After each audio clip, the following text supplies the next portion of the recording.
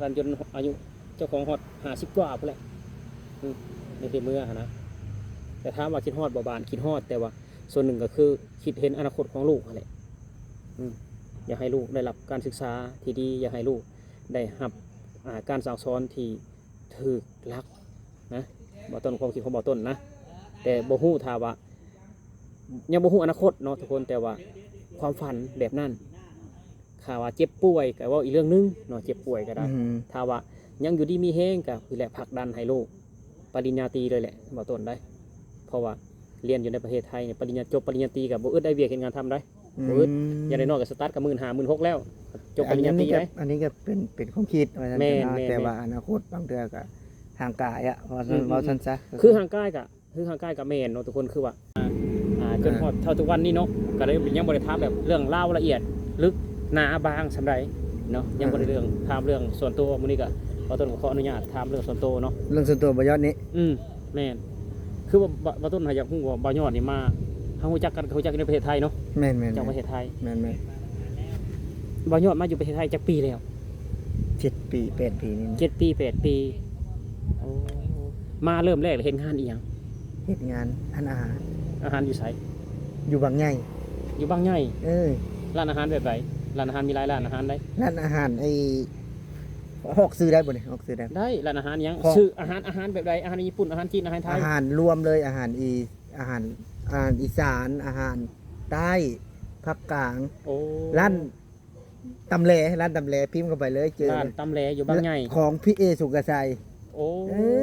สัจเจ้าเฮ็ดอยู่หั่นแม่เงินเดือนเท่าไหร่ตอนนั้นน่ะตอนเงินเดือน 7,000 ถือว่าได้หลายเด้หลายเนาะ7 ปีที่แล้วเนาะ 7,500 ประมาณ 7,500 หลายบ่หลายปีที่แล้ว7 ปีที่แล้วหลายธรรมดาก็ได้พอเฮ็ดประมาณ2เดือนก็ได้ 8,000 ได้ 8,000 แสดงว่าเงินเดือนตอนนั้นน่ะคือว่าวันละ200 บาทแม่นวันละ200 บาทได้ถ้าเป็นวันก็จะบ่แม่นเด้เพราะว่าบ่จะได้เป็นเดือนคันตอนนั้นคือว่าค่าแรงคือวันละ200 บาทอยู่ค่าแรงหั่นน่ะ250 270ประมาณนี้เนาะมันอยู่หั่นได้จักเดือนจักปีกว่าแม่นและแม่นมันจะคือร้านเพิ่นปิดตัวลงบ่ยัดก็เลยบ่ได้ย้ายไปสาขาอื่นก็เลยกลับบ้านกันคือว่าร้านมันติดโควิดบ่หรือจังได๋ยังบ่ทันโควิดเนาะแต่ว่าเพิ่นปิดตัวไปสาขาอื่นแม่นก็เลยบ่ได้ไปบ่ยอดบ่ได้ตามเพิ่นไปแม่นแล้วบ่ยอดเมื่อบ้านอยู่อีกจักเดือนจักปีจังได๋กลับลงมาอีกบ่ยอดมาเรื่อยๆอ่ะบ่ยอดแต่ว่าแพนน่ะคือมาด้วยกันน่ะครั้งแรกแล้วก็แฟนบ่ได้มาบ่ยอดคือมาทำเรื่อยๆอยู่ในประเทศไทยบ่ยอดบ่ได้กลับเลยนะกลับไปกลับมาบ่ยอดกลับไปกลับมาแสดงว่าบ่ยอดนี่สู่ผู้เดียวอยู่นี่แม่มาครั้งที่2เฮ็ดงานอยู่ไสมาครั้งที่2นี่เฮ็ดงานอยู่สกลนคร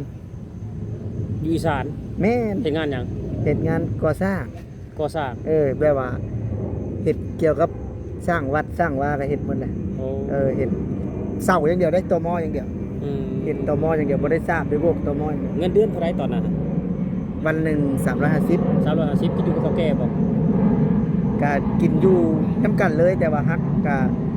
รวมๆกันออกมาว่าสมมุติว่าเดือนนี้ 10,000 20,000ก็แบ่งกันเลยหารกันออกเลยหารกันสมมุติมี4คน5คนหารกันเฒ่าแก่ก็หารนะลูกน้องก็หารด้วยกันน่ะ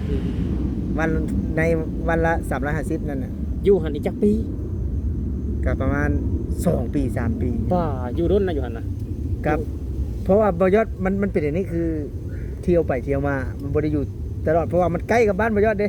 เที่ยวไปเที่ยวมาข้ามไปข้ามมาแม่นบางเทื่อก็เดือนกว่าบางเทื่อก็เดือนนึงว่าสิเพราะว่าบ้านเฒ่าแก่ก็เพิ่นก็อยู่ติดกับบ้านบ่ยอดเลยคือฝั่งตรงข้ามกันเลยนะก็คือแบบว่าเพิ่นจะกลับมาบ้านมาเที่ยวหรือว่ามีงานเทศกาลหยังก็มาก่อนว่าซี่นะคือรู้จักกันมาก่อนอยู่แล้วว่าซั่นซะคือตอนนั้นเมียยังบ่มานำเมียเนาะบ่ได้มาหลังจากที่กลับอยู่บางใหญ่เนาะอยู่บางใหญ่ก็เพราะว่าฝึกงานที่บางใหญ่ก่อนนั้นสิกลับมาบางใหญ่ก่อนสิเว้าเรื่องบางใหญ่ก่อนกลับมาที่บางใหญ่แล้วก็ไปทำงานอยู่ไอ้นั่นก็ศรีนครินทร์ไอ้นั่นนะอยู่ห้างนะเขาห้องว่าอยู่แถวศรีนครินทร์ไอ้อยู่ห้างนะห้างจังแล้วศรีนครินทร์ศรีคอนแม่นแหละศรีคอนเฮ็ดอยู่หั่นแม่นอยู่เฮ็ดอยู่หั่นจักมื้อจักเดือนก็เฮ็ดปีกว่าอยู่หั่นน่ะก็คืออยู่นี่มาฝึกงานอยู่ไอ้บางใหญ่มาฝึกงานอยู่บางใหญ่แล้วไปเฮ็ดอยู่ศรีคอ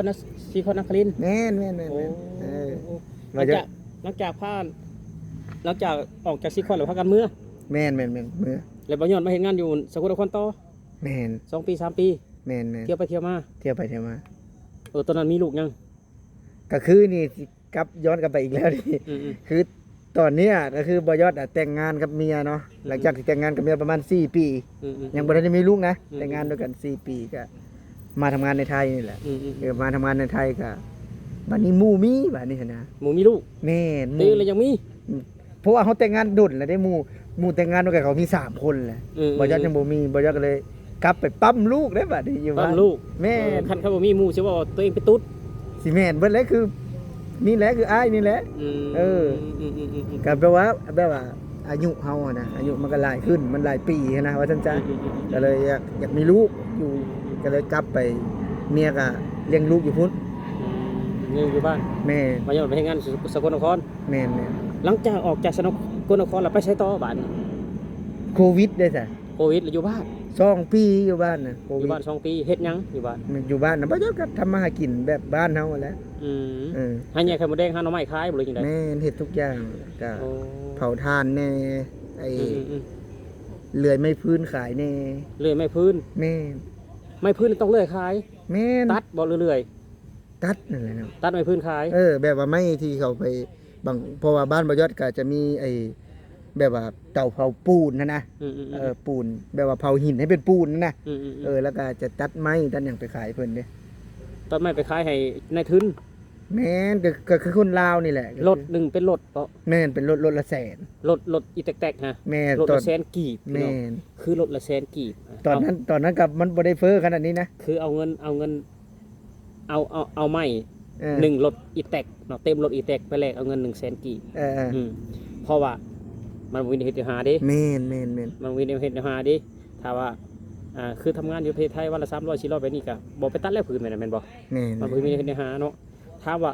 อยู่บ้านน่ะ2 ปีโควิดน่ะ แม่น มีเงินเก็บอยู่บ่ ก็บอยอดเฮ็ดหลายอย่างนะบอยอดเฮ็ดทุกอย่างก็ถือว่ามีอยู่ตอนนั้นน่ะ อืม ถามว่ามีบ่ก็มีบางเล็กน้อยเนาะ อืม มีอยู่ว่าซั่นจ้ะ อืม ถามว่าคือไทยคือมาอยู่ไทยก็บ่คือเด้ อืม ก็บ่คือแต่ว่าก็ได้อยู่เพราะว่าเฮาบ่ขี้เกียจอ่ะอยู่ใส่กับใครแน่ว่าซั่นจ้ะแต่ถามว่าเปรียบเทียบคือมาอยู่ไทยก็บ่คือเด้มันก็อยู่ไทยก็ได้หลายกว่าสมมุติว่าอยู่ไทยปีหนึงเขาจะเก็บได้ประมาณ100,000เอา2 คนเนาะสมมุติว่า คนละ 40,000 50,000เอาคือเฮา2 คนผัวเมียก็100,000สมมุติว่าเนาะแต่ถ้าเอาอยู่บ้านเนาะเต็มที่เฮาก็ได้อยู่20,000 30,000ก็สินะแต่ว่าต้องเฮ็ดได้นอนซื่อๆก็บ่ได้อยู่บ้านน่ะนะ 2 ปีเนาะอยู่บ้าน แม่น หลังจากอยู่บ้านช่วงโควิด2 ปีแล้วกลับมาทำงานอยู่ไซต์ทออีกบ้านนี่ ระยอง ระยอง แม่น งานหยัง งานเลี้ยงไก่ล่าสุดเลยนี่ ล่าสุดคือมาเลี้ยงไก่เลย แม่นล่าสุดเลยมาเลี้ยงไก่ โอ้จักปีเลี้ยงไก่ เลี้ยงไก่ก็2 ปี 2 ปี แม่น โอ้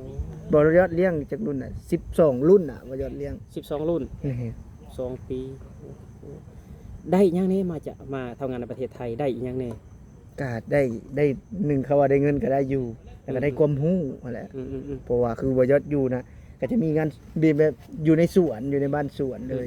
ยังไงก็จะได้ความรู้แต่ถามว่าได้ยังไง คือบ่ยอดยังบ่ได้เฮ็ดอ่ะคันว่าได้เงินก็ได้อยู่เนาะแล้วก็จะได้ปลดหนี้คันว่าเราก็ได้ ได้ใช้หนี้ว่าง่าย แม่ ซะ นได้ใช้หนี้โอ้ 50,000น่ะบ่ยอดใช้หนี้ ใช้หนี้50,000จบเรียบร้อย 50,000แม่นคือบ่ยอดจะเล่าความเศร้าอีกนะนี่ เรามา เหมือนบ่คือเหตุการณ์ที่บ่ยอดบ่ฮู้ว่าหลายคนอันนั้นบ่ได้บ่เนาะคือบ่ยอดน่ะพายุมาเนาะบ้านบ่ยอดปีประมาณ3ปีเนาะ2-3 ปีที่แล้วเนาะพายุเข้าพัดเฮือนบ่ยอดไปหมดหลังเลยอ่ะ พันหลังคา แม่น พันหลังคาไปเลยยกหลังคาไปเลย แม่นเอาไปหมดหลังเลย อืม พอทีนี้บ่ยอดก็เป็นหนี้ในตรงนั้น อืม และบ่ยอดยังสงสัยอยู่ว่าบ่ยอดบ่ได้เงินจักบาท บ่มีแบบว่าบ่มีภาคส่วนใดที่มาเขามาดูแล แม่นหมู่กะหลังจากที่มือเฮือนบยอดปืดนะ อืม พังเสียหายนะ หลังคาไปเพราะไง แม่นบยอดกะจดรายละเอียดนะว่า แจ้ง แม่น แจ้ง แจ้งผู้ใหญ่บ้านให้ผู้ใหญ่บ้านเขียนไปแต่บ่ฮู้ว่าเขียนหรือบ่หรือว่าบ่ฮู้ว่าไปนั่นแหละเพราะว่าพื้นที่อื่นน่ะมันได้แต่บ้านบ่เฮือนบ่ยอดอ่ะบ่ได้บ่อันนี้บ่ยอดเจอกับโตนะบ่ยอดบ่ได้ตัวถามว่าผู้ใดอยากเบิ่งหลักฐานบ่ยอดมีคลิปอยู่แล้วเนาะคลิปที่บ่ยอดลงใน YouTube บ่ยอดอยู่แล้วนะ คลิปน่ะบ่ยอดลงใน YouTube บ่ยอดอยู่แล้วเงินบ่ยอดนะถือว่าบ่ยอดก็เฮ็ดใหม่นะ เฮ็ดหลังคาใหม่ แม่นถือว่าบ่ยอดลื้อออกเบิดบ่ยอดเฮ็ดใหม่เบิดก็ ถื เบิ อ ด ว่าถือว่าพายุพัดหลังคาเฮือนไปในครั้งนี้เนี่ยลาบบ่เค็ดบ่หรือว่าเสียใจบ่ เสียใจเนาะแต่ถามว่าลาบเค็ดมันบ่ได้เด้เฮาเฮือนน่ะเฮายังเฮ็ดคือเก่าอ่ะ เสียใจบ่ ก็เสียใจนะเนาะ แต่ว่าย้อนมีวิธีนะที่ต้องป้องกันแต่นี่แบบว่าข้อพายุในโลกปัจจุบันนี่นับมือนับแห้งขึ้นทุกปีได้ อ่า บ่ย้อนมีวิธีป้องกันแบบใด มีวิธีป้องกันเฮาก็เฮ็ดให้มันดีขึ้นนั่นแหละในความมุมมองเฮาอะ อืม และก็หนึ่งก็ต้องทำใจนั่นแหละ อันนั้นเขาก็เฮ็ดดีคือกันเขาก็ อ่า เฮ็ดดีคือกัน เฮาก็ว่าดีกว่าหั่นอีกอะ อืม จักหน้อยอีก ก็ อะ ดีนิดหน่อย เออ สำหรับบ่ต้นแนะนำให้เนาะคือบ่ต้นไปเฮือนบ่ยอดนี่ต้นไม้บ่มีเฮือนบ่ยอด อ่า บ่ต้นให้ปลูกต้นไม้นะปลูกต้นไม้ปลูกแล้วบ่มันสูงแล้วตอนเนาะตอนพอวิดหลังคาเฮือนน่ะตอนบ่ให้มันสูงเกินไปบ่ให้มันอันตรายเกินไป พอลมมันพัดมาแหละคือต้นไม้เป็นกำแพงแบบว่าบ่ให้ลมน่ะกระแทกหลังคาเฮือนเฮาแห้งเกินไป เออ ถ้าว่าเฮาเฮือนเฮาอยู่ในเถียงนาเป็นหยังเถียงนาคือหมักลมคืออุ้มไป เพราะว่ามันบ่มีต้นไม้บ่มีเกาะกำบัง อ่า อืมคือปอดคือตับเฮาคือกันเอาเป็นหยังเฮาเกิดอุบัติเหตุเป็นหยังแผลเฮาคือทะเลาะก่อนตับก่อนปอดเพราะว่าแผลผิวหนังเฮามีมันเกาะกำบังตับปอดเฮานั่นแหละคือกันนั่นแหละคือสิ่งที่บ่ต้นแบบว่าอยากให้แนะนำบ่ยอดปลูกต้นมะม่วงอืม อืม บ่ต้นก็สิปลูกนี่บ่ต้นปีหน้าบ่ต้นปลูกเลยใช่บ่ต้นนี่ปลูกอ้อมเลยเอาแบบว่า เย็นนะคือบ้านเฮานี่ว่าต้นไม้หน่อยหนึงก็คือตัดตัดมันหกมันยังพอได้บัดลมมาผัดย่านได้บาดนี่บัดลมบัดคนมาผัดแม่นอยู่ต้นไม้สูงหลายก็ย่านแต่ว่าเฮาตอนมันเนาะตอนให้มันเป็นพุ่มนะบ่ให้มันเกิดอันตรายหั้นนะ แบบว่าเอาต่ำๆมา แม่นเอา จังซะ ต่ำๆเอาพอดีเพียงหลังคาเฮือนเฮาอะนะว่าง่ายซะเอาแบบว่าบ่ให้มันหักลงมาก็บ่ให้มันแห้งเกินไปหั้นนะ อืม คือที่ประเทศไทยใช่บ่ตามสายไฟเจ้าเห็นบ่ฮะสูงหนึ่งก็มีหน่วยงานมาตัดมาแต่งกิ่งแต่งหยังมันก็บ่มีสูงเลยมีแต่เป็นพุ่มอ่ะเป็นห่มแล้วก็เห็นให้บรรยากาศดีอีกเอาหลังจากมาอยู่ระยองน่ะ2 ปีเนาะกลับมาอยู่ระยองนี่เนาะ แม่น ได้เป็นสิ่งเป็นอันคือปลดหนี้ แม่นปลดหนี้ อ๋อ นั่นนะแต่เป็นสิ่งที่อันก็ปลดหนี้ ปลดหนี้ นะมันซั่นครับ เดี๋ยวว่าเงินเก็บเงินยังมีบ่ทองแทงมีบ่ บ่มีทองก็เว้าอันนั้นน่ะบ่มีทอง แต่ว่ามีเงินเก็บบางส่วนมือก็มีบางเล็กน้อยว่าซั่นซะพอน้อยอีหลีนี่แหละขนาดแล้วก็ได้กับปลดหนี้นั่นแหละบ่ยอดมาอยู่2 ปีนะเพราะว่าหนึ่งคือเฮามาเฮาบ่ได้อยู่ลาเด้เฮามาก็ต้องทำบัตรทำเบอร์นะแม่นแล้วว่าคือบ่ยอดทำบัตรก็40,000น่ะบ่ยอดทำบัตรบ่ยอดทำบัตร2 คนนะ ต้องกับเมีย40,000 แม่น จะก็เลี้ยงลูกยังเต้าอีก 40,000แม่นเลี้ยงลูกเลี้ยงเต้าอีกค่าแบบว่าขนมไปโรงเรียนอีกเด้มันก็หลายอย่างเนาะแต่ถ้า คิดว่ายังสิหาเงินอยู่ในประเทศไทยอีกจักปีคิดว่า ขั้นต่ำๆเลยนะ สัก10อ่ะขั้นต่ำๆอ่ะ 10 ปี แม่ขั้นต่ำๆเลยอ่ะสักอายุประมาณเบาต้นอ่ะเบายอดจะ 40 แม่40กว่าๆเบายอดจะ 40กับบ่ต้นก็สิประมาณอยู่52เนาะ ก็เบายอดจะให้เก็บเงินได้เต็มความสามารถเอาก็คืออยากใช้แบบว่าชีวิตแบบว่าพอเพียงอยู่บ้านเฮาแล้วก็ขายเครื่องขายของนะคือเฮาว่าเห็นในประเท ถ้า ศ บ่ยอดอายุ40บ่ต้นก็สิประมาณ52เนาะทุกคน52เนาะ อืม 52 ปีก็ถือว่าโอ้ยังบ่แก่คนยังบ่แก่52ยังเฮ็ดเวียกเฮ็ดงานได้อยู่ บ่ต้นนี่สิอยู่จักปี55นี่เขาให้หยุดได้ 55ตอนนี้บ่ต้นก็เกือบ42แล้วนะทุกคนเดือนพฤษภาคมก็ เออ 42 55นี่ก็คือว่าลูกบ่ต้นก็ต้อง12 ขวบเนาะ12 ขวบก็น่าสิประมาณอยู่ม2เนาะม1ม บ่ว่าต้น 2 สิให้ลูกเรียน บ่ต้นใช้ลูกบ่ต้นเรียนอยู่นี่ เรียนจนฮอดมใดบัด มหาลัยโลดแหละ เออ สิผลักดันให้ลูกเรียนมหาลัยพุ่นแหละเพราะว่าบ่ต้นนี่เมื่อแล้วก็บ่ต้นก็สิมาหาลูกเนาะไปมาเฮ้ยหานบ่ได้ก็อย่ามันเฮาหาเงินอยู่บ้านเฮาก็ส่งมาให้ลูกเฮามาเบิ่งลูกเฮา อืม ให้ลูกแบบว่าใช้ชีวิตอยู่พี่ให้ลูกเรียนหนังสืออยู่พี่ เพราะว่าถ้าเขาเอาลูกเขาเมื่อบ้านเฮากันคือสังคมบ้านเฮาก็เห็นอยู่เนาะน้อยๆก็ยกเรายกเบี้ยเต้นแล้วบาต้นก็บ่อยากให้ลูกเป็นแบบนั้นบาต้นก็อยากให้แบบว่าให้ลูกเรียนอยู่นี่ให้เขาซึมซับวัฒนธรรมไทยให้ฮู้จักระเบียบวินัยแบบคนไทยนี่นะว่าง่ายซะเพราะว่าเขาใหญ่มาประมาณ1เลยเนาะเขามหาลัยแล้วบาต้นก็ อยากให้เขาทำงานพาร์ทไทม์ไปด้วยเรียนไปด้วย เพราะว่าบ่ต้นสิอยู่น้ำลูกกับบ่ต้นก็สิอายุหลายแล้วบ้านบ่ต้นก็มีแล้วบ่ต้นก็สิเมื่อใช้ชีวิตอยู่บ้านกลับไปกลับมาหาลูกจังซี่นะความคิดของบ่ต้นนะแต่ต้นสิผลักดันหั่นแหละผลักดันจนอายุเจ้าของฮอด50กว่าพุ่นแหละในที่เมื่อหั่นนะแต่ถามว่าคิดฮอดบ่บ้านคิดฮอดแต่ว่าส่วนหนึ่งก็คือคิดเห็นอนาคตของลูกหั่นแหละอยากให้ลูกได้รับการศึกษาที่ดีอยากให้ลูกได้รับการสั่งสอนที่ถูกหลักนะบ่ต้นความคิดของบ่ต้นนะแต่บ่ฮู้ถ้าว่ายังบ่ฮู้อนาคตเนาะทุกคนแต่ว่าความฝันแบบนั้นถ้าว่าเจ็บป่วยก็เว้าอีกเรื่องนึงเนาะเจ็บป่วยก็ได้ถ้าว่ายังอยู่ดีมีแฮงก็คือแหละผลักดันให้ลูกปริญญาตรีเลยแหละบ่ต้นได้เพราะว่าเรียนอยู่ในประเทศไทยเนี่ยปริญญาจบปริญญาตรีก็บ่อึดได้เวียกเฮ็ดงานทำได้บ่อึดอย่างน้อยๆก็สตาร์ทก็15,000 16,000แล้ว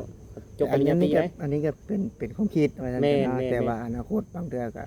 ห่างกายอ่ะว่าซั่นซะคือห่างกายก็แม่นเนาะทุกคนคือว่าน้องของบ่ต้นนี่นะบ่ต้นมีร้านอยู่ในประเทศไทยนี่ที่เป็นคนไทยน่ะ3คนเนาะร้านบ่ต้นนี่นะร้านบ่ต้นตอนนี้เรียนป.2 ป.3 แล้วก็ม.1 ก็มีเนาะเพราะฉะนั้นบ่ต้นสิให้เอื้อยน้องเขานี่ฮักกันเนาะสิให้เขาเบิ่งแยงกันสมมุติว่าร้านบ่ต้นใหญ่แล้วบ่ต้นก็สิฝากร้านน่ะเบิ่งลูกบ่ต้นต่อเบิ่งแยงกันไปต่อหั่นนะคือว่าน้องสาวของบ่ต้นก็มีแฟนคนไทยเขาก็อยู่พี่อยู่แล้วนะบ่ต้นก็อยากฝากเขาต่อไปถ้าว่าเฮาอยากมื้ออยู่บ้านว่าง่ายซะอยากให้ได้เรียนอยู่พี่อยากให้ศึกษาอยู่นี่เนาะเพราะว่ามันแตกต่างกับบ้านเฮาหลายเนาะหลายๆคนก็คือว่าเรียนจบม.7 ก็มาศึกษาอยู่ในประเทศไทยก็หลายคนมาเข้ามหาลัยอยู่ประเทศไทยก็หลายคนทุกวันนี้แบบว่าคนลาวนิยมเรียนไทยนี่หลายได้หลายเพราะว่าไปเรียนเวียดเรียนจีนมากับสุดท้ายมากับทำงานประเทศไทยคือเก่าบ่ต้องไปเรียนยังอยู่จีนอยู่เวียดนะมาเรียนประเทศไทยนี่จบปริญญาตรีก็เอาเงินเดือน 18,000 16,000โลดไปเรียนยังอยู่เวียดเฮ็ดในเวียดปะเขาสิมีงานเฮ็ดมันบ่มีมาหลายคนเลยมาอยู่นี่ก็หลายคนเลยเรียนบ่ได้ธรรมดาได้เรียนจดเวียดนามนะเงินใส่เงินนะเงินหลายเงินใส่เงินหลายเด้ใส่เงินหลายเด้จบมาคือเห็นหลายคนเลยอยู่บ้านเห็นเฮ็ดหยังเดี๋ยวนี้บ้านน่าจะประมาณ500 ล้านเกือบล้านบาทอ่ะนี่มาเรียนอยู่ในประเทศไทยนี่ทุกคนเอ้ยมาเรียนในประเทศไทยอย่างน้อยๆนะถ้าเราจบอยู่ในประเทศไทยนี่นะไปเป็นสามียนหรือว่าเป็นคนที่รับออเดอร์ในร้านอาหารกันได้แล้ว 15,000 16,000หั่นน่ะก็เจ้าเขียนภาษาไทยได้เด้เจ้าสื่อสารภาษาไทยได้เด้เจ้าอยู่หน้าเคาน์เตอร์ได้เด้เรียนคอมพิวเตอร์ได้เด้มันก็สิได้เปรียบกว่าคนที่บ่ได้เรียนคือบ่ต้นบ่ได้เรียนบ่ต้นจะได้หมื่นกว่าละถ้าคนที่เรียนจบมาปริญญาตรีอยู่ในประเทศไทยเด้ก็แฮงได้หลายกว่าเฮาอีกไปสมัครงานอยู่ไสมันก็บ่อึดงานถ้าว่าเฮาเรียนจบอยู่พี่นะเพิ่นก็อยากได้เพื่อเขาจองตัวเฮาเลยเฮาเรียนมหาลัยวิชาชีพนี่เนาะเขาจองเฮาเลยจบแล้วไปทำงานนำเขาส่งเสริมเฮามีได้คืออยู่ในประเทศไทยมีองค์กรหนึ่งเนาะคือเขาออกทุนให้เรียนแต่ว่าจบมาแล้วก็เหตุงานเขา3 ปีเหตุงานเขา3 ปีบ่แม่นเหตุงานใช้หนี้ได้เหตุงานเขาก็เอาเงินเดือนให้เฮาหลังจาก3 ปีแล้วเจ้าจะไปใช้เจ้าก็ไปแต่ทุนนี่เขาให้เฮาเรียนจบแล้วเจ้ามาเหตุงานนำข่อยเงินเดือนเท่านั้นเท่านี้3 ปีหลังจากจบ3 ปีเจ้าจะไปใช้เจ้าก็ไปมีได้เนาะมีได้ฝาก FC คอมเมนต์ว่ามีบริษัทหยังเนาะบ่ต้องไปอยากออกชื่อเนาะบริษัทแบบว่าส่งเสริมให้เรียนจบแล้วแล้วก็ไปทำงานกับบริษัทเขาได้เงินเดือนเนาะ3 ปีหรือ2 ปีนี่แหละเฮ็ดแล้วไปทำงานกับเขาแล้วจบ2 ปี 3 ปีแล้วก็อยากไปทำงานอยู่ไสก็ไปเนาะก็ฝาก FC คอมเมนต์เนี่ยทุกคนเนาะเอาสำหรับที่นี่ก็พวกเขาก็บอกมาโดนเติบแล้วเนาะอยากนอนแล้วเนาะอยากนอนแล้วแม่อยากนอนแล้วจะรอว่าจนว่าหลังคาบ้านบ่อยอดจนปิวไปแล้วเนาะทุกคนจนปิวแล้วหลังคาบ้านบ่อยอดจะปิวแล้วก็สำหรับที่นี่พวกเขา2 คนก็สิลาพี่ลาน้องไปแล้วทุกคนก็ขึ้นไปนอนเนาะทุกคนมื้อเช้าก็ตื่นแต่เช้าบ่ต้นก็ตื่นตี 4:30บ่อยอดก็ตื่นตี 5เนาะตี 5ก็สู่งานคือเก่าทุกคนเนาะสำหรับที่นี่ก็ขอบคุณประเทศไทยขอบคุณ FC ฝั่งไทยเนาะถ้าบ่มีพี่น้องพวกเฮาก็บ่ฮู้จักกันถ้าบ่มีพี่น้องบ่ต้นก็บ่ได้มานั่งในจุดๆนี้เนาะสำหรับที่นี่ขอต้นเขากล่าวคำว่าสวัสดีครับผมสวัสดีครับผม